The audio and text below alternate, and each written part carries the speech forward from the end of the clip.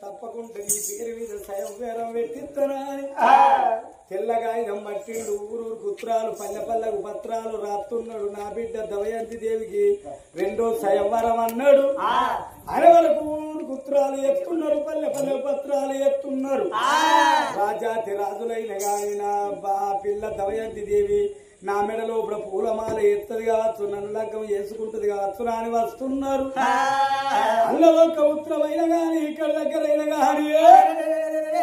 ఇక్కడికి దగ్గర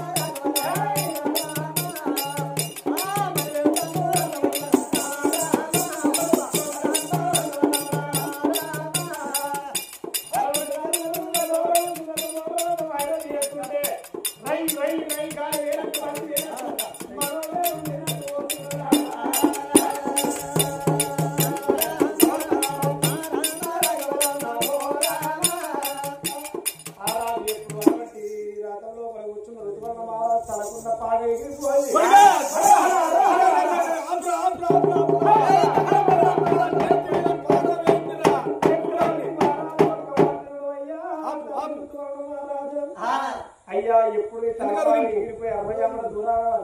తండ్రి మీ తలపాగి తెచ్చివారు ఎప్పుడన్నా అయ్యా గురం ఎంత ముందుకు వేగంతో ఓడిపోతు అదే రథం ఎరుక గిట్ట వేగంతో ఓడిపడతా గుర్రం రథం నింపటోని కాదు ఎరుక మరపటోని కాదు కొట్టుబడి రథం వెనుక పడతా రివర్స్ గేర్ అంత స్పీడ్ తో నడుస్తుంది అబ్బా కొడుక ముందుకే గింత స్పీడ్ పోయిందంటే ఇంకకు గింత స్పీడ్ పోతే నేను బస్తాను ఒకేళ్ళకు 2 ఏళ్ళకు పోతాను నిన్ననే కొడుక ముందుకే పోనీ కానీ అఘోరథంలో ప్రభుత్వం అయోధ్యగరము రాను అయోధ్యగరంలోకి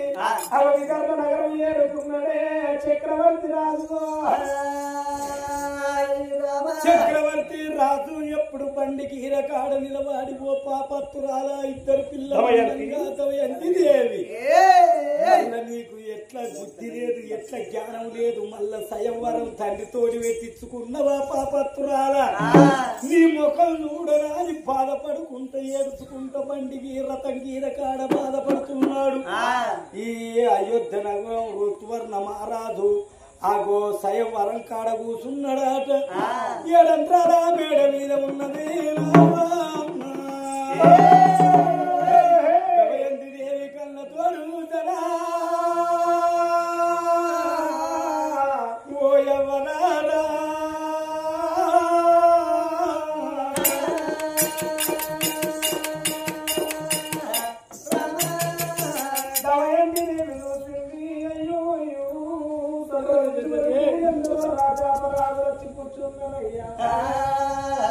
దేవాల దేవతలు వచ్చిండు అందులో స్వయంవరంలో కూర్చున్నారు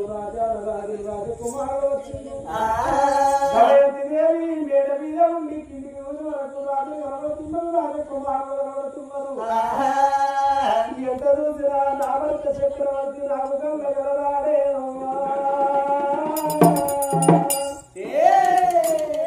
నా చక్రవర్తి నువ్వు ఎక్కడున్నావో